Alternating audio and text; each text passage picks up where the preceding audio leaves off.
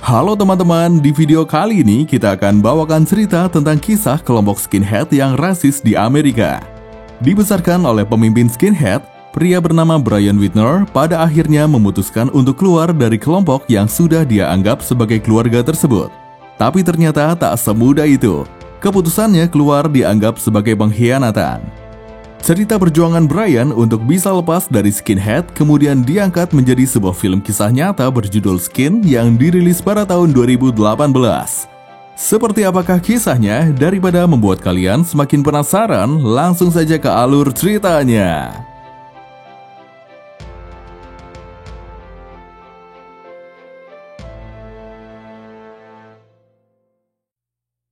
Film dimulai dari ingatan pria bernama Brian tentang awal mula dia diadopsi dan dibesarkan oleh Krieger, sang pemimpin kelompok rasis bernama skinhead di Amerika.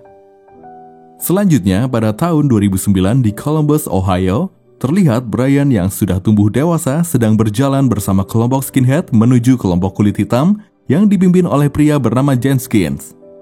Jenskins adalah pendiri kelompok One People Project, sebuah kelompok anti kebencian. Malam itu terjadilah perkelahian antara kedua kelompok tersebut. Hingga kemudian polisi pun turun tangan menghentikan mereka. Beruntung, Brian berhasil kabur dari sergapan polisi. Di tengah jalan dia bertemu dengan anak kulit hitam. Tanpa belas kasih, dia memukuli wajah anak itu kemudian pergi begitu saja. Selanjutnya di Nordic Fest, kelompok skinhead mengadakan pertemuan. Brian memiliki seekor anjing bernama Boss yang sangat dia sayangi. Tiba-tiba, seorang anak kecil bernama Iggy datang menghampirinya menanyakan tentang anjingnya. Iggy menyukai Boss dan Brian pun tak masalah dengan hal itu. Tapi tak lama kemudian datanglah ibu Iggy dan dua anak kakaknya. Mereka menegur Iggy yang menghilang tiba-tiba dan malah mengganggu orang lain. Setelah meminta maaf, Iggy bersama ibu dan saudarinya pun pergi.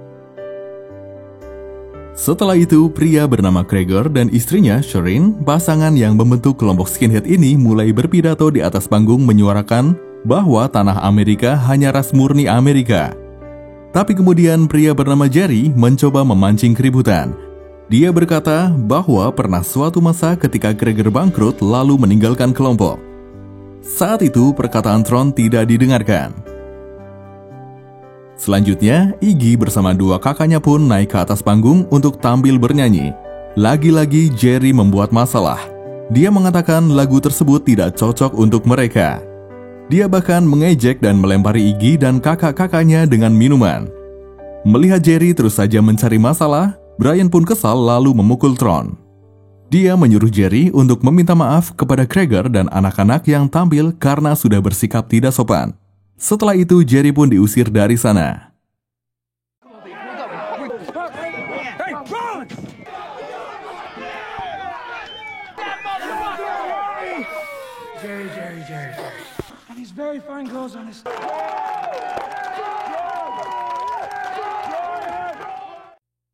Merasa tertolong, wanita bernama Julie yang tidak lain merupakan ibu Iggy dan kakak-kakaknya menghampiri Brian untuk mengucapkan terima kasih. Dan mereka berdua pun berkenalan. Brian bertanya apakah Julie akan datang lagi. Julie berkata kalau itu adalah penampilan terakhir mereka. Dia akan pulang ke rumahnya di Michigan. Berharap bisa bertemu lagi, Brian pun memberitahu tentang studio tato miliknya. Malamnya, Brian menghabiskan waktu di studio tato bersama April, sesama anggota skinhead. Saat itu, April yang menginginkan hubungan seks ditolak oleh Brian lalu diusir keluar. Setelah April pergi, Brian merasa pusing luar biasa di kepalanya kemudian jatuh pingsan. Saat terbangun, polisi sudah berada di sana untuk menangkapnya atas tuduhan penyerangan terhadap anak kulit hitam yang masih berumur 14 tahun. Di kantor polisi, dia pun diinterogasi. Polisi meminta informasi tentang kelompoknya, namun Brian tidak mau memberitahu apapun. Sikap Brian yang tidak kooperatif dan juga malah membuat keributan, membuat polisi tidak mendapatkan bukti atau informasi apapun. Brian pun dibebaskan dengan membayar uang jaminan.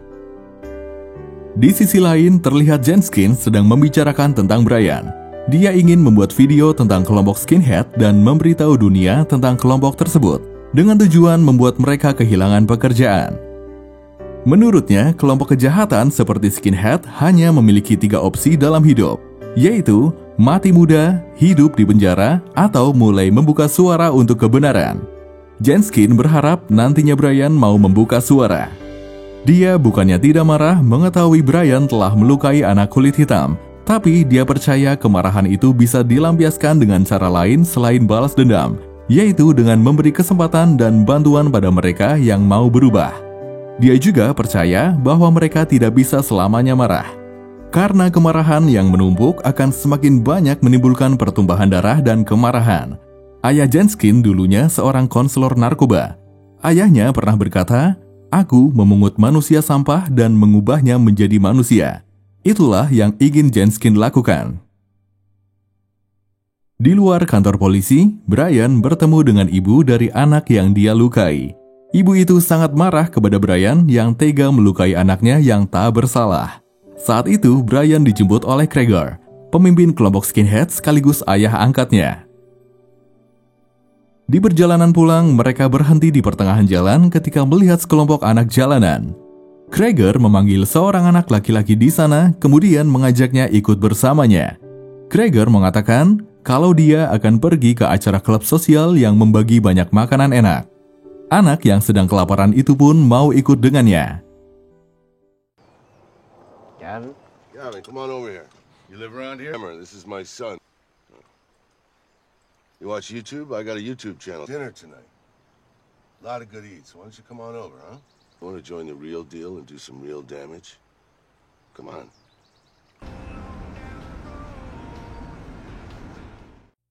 Sesampainya di rumah, Krieger langsung memperkenalkan anak bernama Gavin itu kepada Sherin. Dengan lembut, Sherin mengajaknya masuk. Dia mulai memangkas habis rambut Gavin agar sama seperti anggota skinhead yang lain. Begitulah cara mereka mengumpulkan anggota skinhead. Tak lama kemudian terdengar suara gaduh di luar rumah. Ternyata itu adalah April bersama kelompok kecil skinhead yang dipimpin oleh Slayer. Slayer mengganggu anjing milik Brian. Merasa marah anjingnya diganggu, Brian pun bergegas keluar menghentikan Slayer hingga terjadi baku hantam. Perkelahian mereka pun dihentikan oleh Krieger. Krieger bertanya mengapa Slayer membuat keributan. Slayer pun menjawab bahwa Brian telah melukai April dan dia datang untuk membalasnya. Bukannya Brian yang dimarahi, justru Slayer yang dimarahi karena tidak bisa bersikap dewasa untuk masalah sepele. Krieger mengatakan, sikap Slayer yang selalu membuat kekacauan itulah yang membuatnya terus memungut anak. Krieger kemudian meminta Slayer untuk memulai minta maaf pada Brian dan akhirnya keduanya pun berdamai. Selanjutnya, Brian diperintahkan untuk mengajak Gavin berkeliling dan mengajari banyak hal. Tapi bukannya melakukan itu, dia malah memandikan anjingnya. Ketika Gavin menghampirinya, Brian berkata kalau posisi anjingnya jauh lebih tinggi dibanding Gavin. Singkat cerita, Brian dan Julie pun semakin sering berkomunikasi. Brian yang tertarik pada Julie pun rela jauh-jauh mendatangi rumah Julie. Merasakan ada kecocokan, mereka berdua akhirnya mulai berkencan. Brian tak hanya tampak tulus mencintai Julie, tapi dia juga menyayangi ketiga anak Julie. Tidak jarang, Brian membelikan hadiah untuk anak-anak Julie. Sikap Brian yang bisa menyayangi anaknya inilah yang membuat Julie mau menerima Brian. Suatu hari, Julie dan anak-anaknya diajak datang ke studio tato milik Brian. Tidak seperti dua anak Julie yang lain, anak bernama Desiree tampaknya tidak terlalu tertarik dengan tato, atau bahkan mungkin tidak tertarik dengan hubungan ibunya dengan Brian. Jadi saat yang lain antusias melihat gambar-gambar di studio tato, Desiree keluar untuk mencari angin. Saat sedang sendirian itulah dia bertemu dengan Sherin. Sherin mengajak Desiree mengobrol cukup lama di mobilnya. Di dalam mobil dia melihat sebuah liontin yang dia tertarik dengan bentuknya. Sherin memberitahu kalau itu adalah Dewi bentuk Freya, sang Dewi cinta dan kematian. Freya memperbudak jiwa para pendosa yang mati dalam pertempuran. Sherin kemudian memberikan kalung dengan liontin Freya tersebut. Dia juga memuji bahwa Desiree memiliki mata pembunuh dan rambut indah seperti Freya. Ketika hendak pergi, Sherin memberikan kartu studio tatonya dan berkata akan memberikan gratis untuk tato pertama Desiree. Seharian itu, Brian bersenang-senang bersama Julie dan anak-anaknya. Thanks.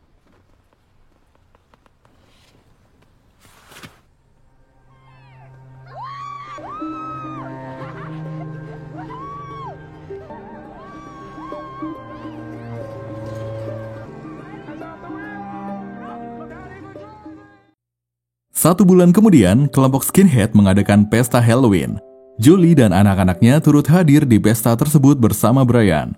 Tapi kemudian terjadi keributan karena April yang berkata bahwa Julie tak pantas untuk Brian. April sangat mencintai Brian dan telah banyak menghabiskan waktu bersama. Sebab itulah dia merasa cemburu dan tidak rela Brian malah memilih wanita gemuk beranak 3. Melihat pertengkaran itu, Brian pun langsung melerai mereka. Di perjalanan pulang menuju studio tato, Julie berkata untuk tidak lagi membawa anak-anaknya pergi ke tempat kelompok skinhead. Julie berkata bahwa dia mencintai Brian, tapi dia tidak mau berurusan dengan kelompok skinhead. Brian berusaha menjelaskan bahwa biar bagaimanapun, kelompok skinhead adalah keluarganya. Hanya merekalah yang dia punya. Dia berjanji kelompok skinhead tidak akan melukai Julie dan anak-anak.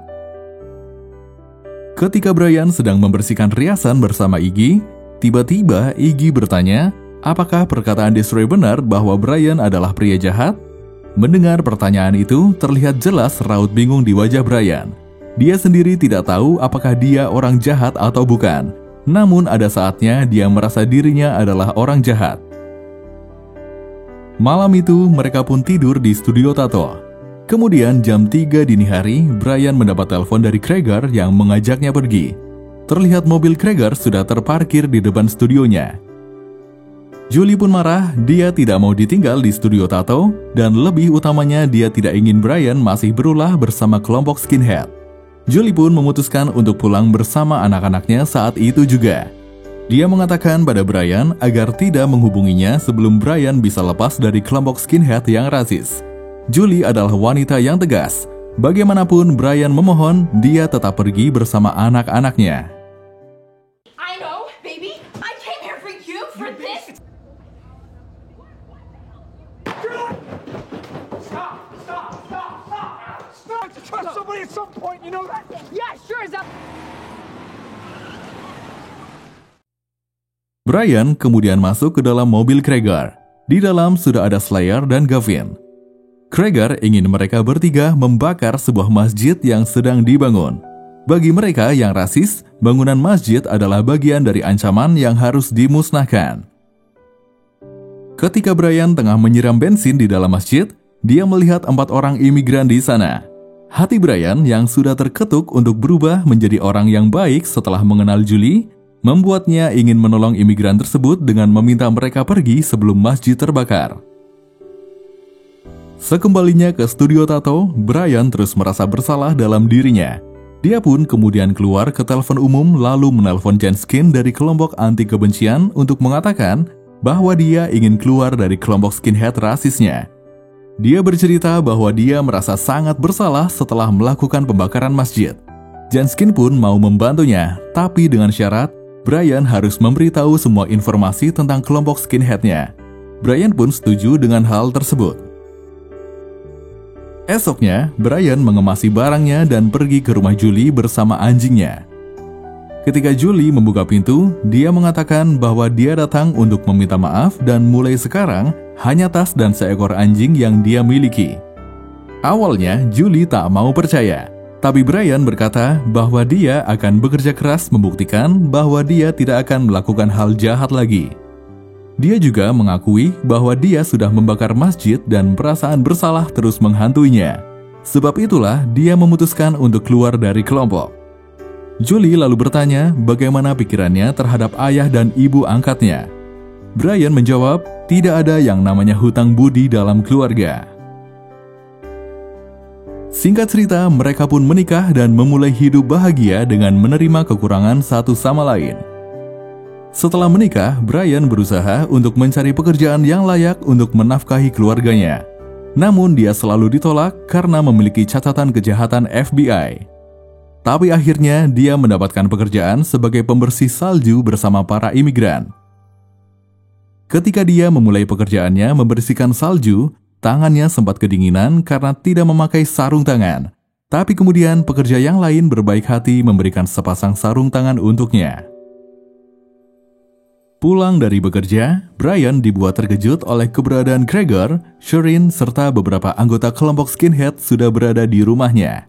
Bahkan mereka bertindak tidak sopan seolah berada di rumah sendiri tanpa memikirkan Julie dan anak-anaknya yang terlihat tidak nyaman. Selama ini, mereka telah mencari Brian karena tiba-tiba menghilang, meninggalkan studio tato dan tidak lagi memberikan setoran. Gregor meminta Brian untuk kembali, tapi Brian menolak karena dia sudah memiliki keluarga. Melihat Brian terus dipojokkan oleh Sherin, sebagai istri, Julie pun mencoba membela Brian. Sherin menegurnya untuk tidak ikut campur urusan ibu dan anak. Tapi Julie berkata kalau Sherin bahkan bukan ibu kandung Brian dan mempertanyakan apa yang Sherin berikan kepada Brian. Sherin pun membalasnya. Dia berkata, istri macam apa yang membiarkan suaminya bekerja mengangkut barang bersama para imigran. Tidak ingin terjadi keributan yang lebih parah, Brian pun mengajak Julie berbicara di luar.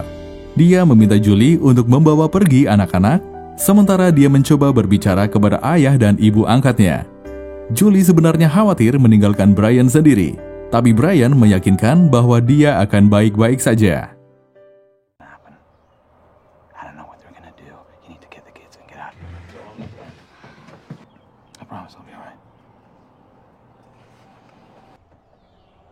See you guys after, okay? Setelah Julie dan anak-anaknya pergi, pembicaraan serius di antara mereka pun dimulai. Mereka sekali lagi mengajak Brian untuk kembali, tapi Brian tentu tidak mau.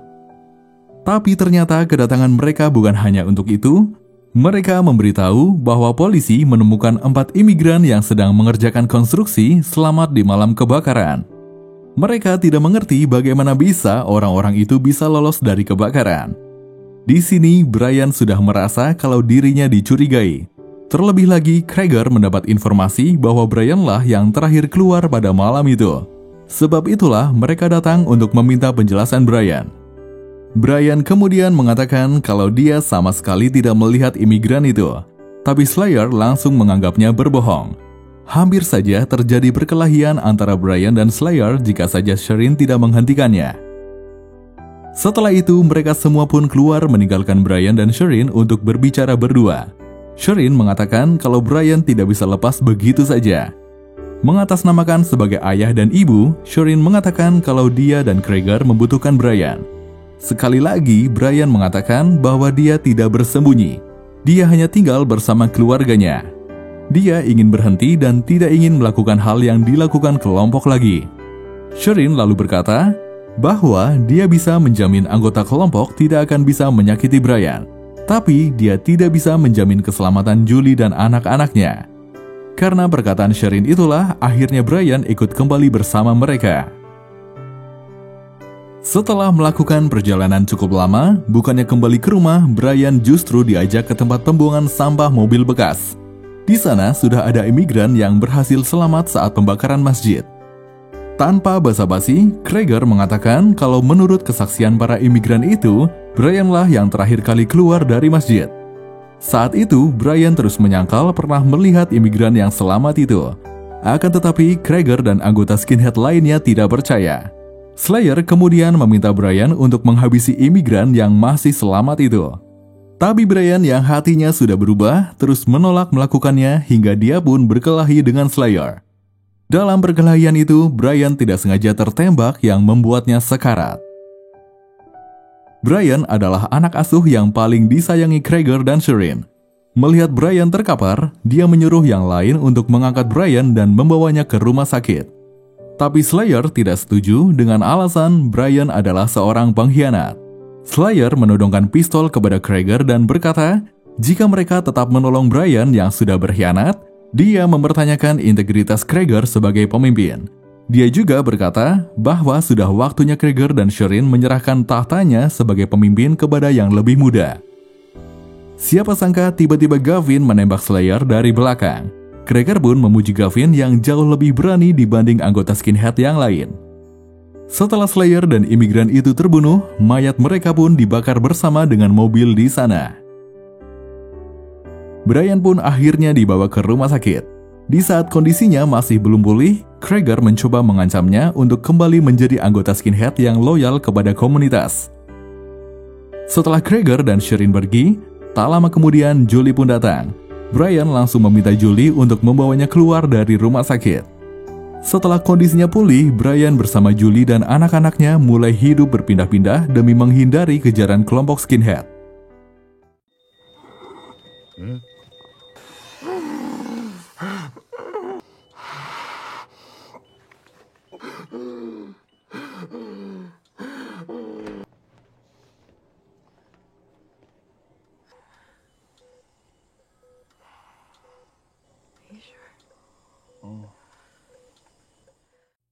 Suatu hari, Brian ditemani Julie melakukan pertemuan dengan Jenskins.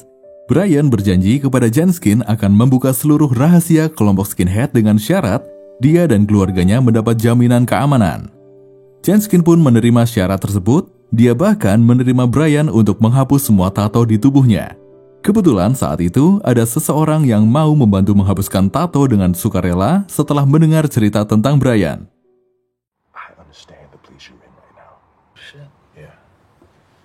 I told my old lady I wanted out. I kidnapped my own sons, and I filed for legal. It's safe. Talk to no one. Setelah semua hal telah disepakati, Brian dan Julie pun pulang ke tempat tinggal sederhana mereka. Sesampainya di rumah, tiba-tiba rumah mereka diserang dengan tembakan bertubi-tubi. Julie langsung meminta ketiga anaknya untuk berlindung di kamar mandi. Beruntung tidak ada yang terluka. Setelah dirasa aman, Brian pun keluar untuk mengecek. Alangkah terkejutnya dia saat melihat anjing kesayangannya sudah mati dan tergantung. Julie mencoba menenangkan Brian yang marah dan dendam. Kesedihan tak hanya dirasakan Brian. Iggy, anak terkecil Julie yang begitu dekat dengan anjing peliharaan Brian itu pun turut merasa sedih. Selanjutnya mereka semua pun pindah ke hotel yang sudah Jenskin siapkan untuk mereka tinggali sementara. Selesai menaruh barang-barang, salah satu anak mereka meminta izin untuk berenang. Julie pun mengizinkannya, tapi hanya 30 menit saja. Brian memantau dari kejauhan anak yang sudah seperti anaknya sendiri itu. Tapi kemudian matanya tertuju pada tato yang ada di lengan anaknya yang memiliki arti rasisme. Dengan perasaan yang berkecamuk, Brian bergegas menghampiri anaknya di kolam renang. Dia menanyakan dari mana anaknya mengenal gambar itu atau dengan siapa pernah berbicara mengenai hal itu. Dia juga menanyakan apakah anaknya tahu apa arti dari gambar itu. Pertanyaan demi pertanyaan terus dilontarkan hingga membuat anaknya takut. Hal itu pun memicu kemarahan Julie. Sejak awal berhubungan dengan Brian, dia sudah menegaskan bahwa sebesar apapun cintanya kepada Brian, dia tidak akan segan meninggalkan Brian jika berani menyakiti anak-anaknya. Julie pun meminta Brian untuk pergi dan menjauh dari anak-anaknya. Sepertinya Desiree diam-diam menemui Sherin untuk membuat tato Dewi Freya yang sebelumnya mereka bicarakan. Hanya saja Desiree tidak jujur mengenai hal itu kepada Julie dan Brian. Malam itu Brian ditemani Jenskin pergi ke kantor polisi untuk membongkar semua kejahatan yang selama ini kelompok skinhead lakukan. Dari semua informasi yang Brian berikan, akhirnya polisi pun bisa menggerebek rumah Krieger, dan semua anggota skinhead yang rasis itu pun berhasil ditangkap. Singkat cerita, Brian telah menjalankan masa menyakitkan untuk menghilangkan seluruh tato di tubuhnya. Dengan penampilan barunya ini, dia pun pulang ke rumah Julie. Saat itu, Julie sudah melahirkan anak keempatnya, yaitu anak dari Brian. Melihat penampilan baru Brian, Julie merasa kaget sekaligus terharu. Berkat tekad kuat Brian dan bantuan dari Jenskin serta dorongan dari Julie, Brian pun berhasil lepas dari kelompok skinhead. Brian menghabiskan waktu selama 2 tahun untuk benar-benar menghapus tato di tubuhnya. Dia pun berhasil mendapat gelar psikologi kriminal dan mulai menjadi aktivis yang mengkampanyekan mengenai pentingnya toleransi dan inklusi lewat kisah hidupnya.